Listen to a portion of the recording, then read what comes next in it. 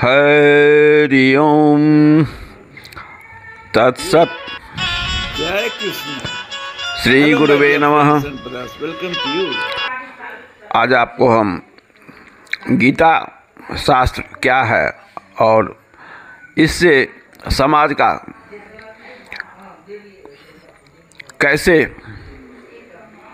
सुधार होगा, समाज में हो रही जो अव्यवस्थाएं हैं, जो आज एक बहुत बड़ी समस्या बनकर उभर रही है, असंतोष, मारपीट और झगड़े बहुत होते हैं।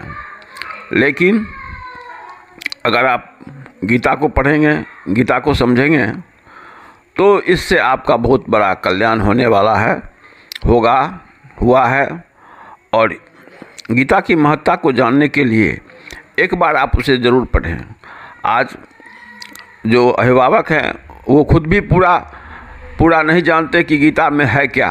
वो सिर्फ कुछ श्लोकों को जानते हैं, उसको कहीं सुन लिए तो वो ऐसा सोचते हैं कि इस शास्त्र को पढ़ने से हमारे बच्चे जो हैं सन्यासी हो जाएंगे, घर गृहस्थी छोड़ करके वो समाज से बहिष्कृत हो करके बाबाजी बन जाएंगे, नागा बन जाएंगे, तो हमारा वंश जो है वो समाप्त हो जाएगा।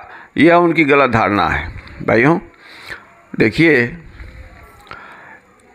इसलिए ज़रूरी है जानना कि आप कुछ श्लोकों को पढ़े हैं, सुने हैं, उसको पूरा जानने के लिए आपको गीता को समझना होगा, उसे पढ़ना होगा, उसकी महत्ता को जानना आवश्यक है। इसलिए आप गीता को पढ़िए, समझिए, तब आपको पता चलेगा कि वास्तविक क्या है। वास्तविक जो है ना, वह किसी बात को गहराई से जानने पर पता चलता है। सिर्फ बाहरी कुछ लोगों के बातों से ही आप समझ जाएंगे, ऐसी बात नहीं है। देखिए, जिस तरह नारियल के छिलके को देख करके कोई नहीं सोचेगा कि इसके अंदर में मुलायम खाने योग्य बहुत अच्छा फल है, उसमें वह प्यास को बुझाती है और हेल्थ के लिए लाभदायक है, ऐसा नहीं सोचते हैं। लेकिन जब उसको छिलकर हटाते हैं तो भीतर में जो मिलता है वह अमृत है। उसी तरह गीता को ऊपर से आप जानते हैं। जैसे कई लोग सुनते हैं, नैनम छिंद्यंत शस्त्राणि नैनम धत पावको न चैनम क्लिदंतो न स्वस्ति मार्तो अछद्य अक्लेद्य अश्वस्य एवता नित्य सर्वतः स्थान अचलो अयम सनातन। इसका अर्थ हुआ कि आत्मा अमर है, इसे न काटा जा सकता है, न इसे सुखाया जा सकता है, न जलाया जा सकता है। ऐसी बात को सुनते हैं तो कहते हैं क्या जो हो सकता है कि यह इस बात को जो बच्चे जानेंगे ना तो वो बाबाजी हो जाएंगे, वो सन्यासी हो जाएंगे, इसलिए गीता पढ़ने नहीं देते हैं। लेकिन ऐसी बात है नहीं। गीता को जानने के लिए उसको पूरा जानिए। देखिए, मैं आपको बताता हूँ, भगवान गीता में कहते हैं, सुनिए, मैं आपको सुनाता हूँ। श्री कृष्णाय नमो नमः। ओम गुरु ब्रह्मा गुरुर्विष्णु गुरुर्देव महेश्वर गुरुर् साक्षात् परब्रह्म नमस्तस्मै श्री गुरुवे नमः। अखंड मंडलाकारं व्याप्तं येन चराचरं तत्पदं दर्शितं येन तस्मै श्री गुरुवे नमः। शांताकारं भुजगशयनं पद्मनाभं सुरेशं विश्वाधारं गगनसदृशं मेघवर्णं शुभांगं लक्ष्मीकान्तं कमलनयनं योगिभिर्ध्यानगम्यं वंदे विष्णु भवभयहरणं सर्वलोकैकनाथनं। All my dear friends and brothers sisters, welcome to you at Yogeshwar Kanha channel. आप योगेश्वर कन्हा चैनल पर उपस्थित हैं। अब आप इस चैनल से प्रसादित गीता महात्म्य और गीता में भगवान के कहे हुए वचनों को, भगवान के ही अवतार जो हैं वो वेदव्यास मुनि जो हैं वो अपने महाभारत महाग्रंथ के अंतर्गत जब रणभूमि में कौरव और पांडवों के बीच लड़ाई शुरू होने जा रही थी, अर्जुन को विषाद आ गया, वह लड़ाई करने से मुकर गया। जब उसने कहा कि हे केशव, इस रथ को बीच युद्ध भूमि में ले चलिए। मैं देखना चाहता हूँ कि मुझे किन किन के सामने लड़ना है, किन किन को मारना है।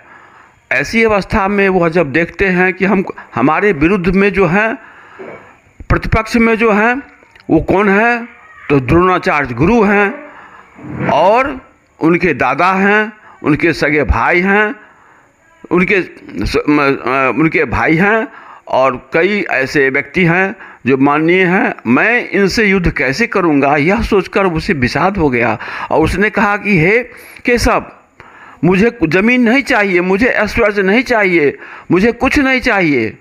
मैं भीख मांग कर खा लूँगा, जैसे तैसे रहूँगा, लेकिन मैं लड़ने के लिए तैयार नहीं हूँ, क्योंकि मेरे हाथ शिथिल हो रहे हैं। मैं लड़ ही नहीं सकता हूँ, मुझ में एबिलिटी है ही नहीं, मुझ में ताकत है ही नहीं। मेरे हाथ पांव कांप रहे हैं कि मैं ऐसे घोर अपराध को कैसे करूं।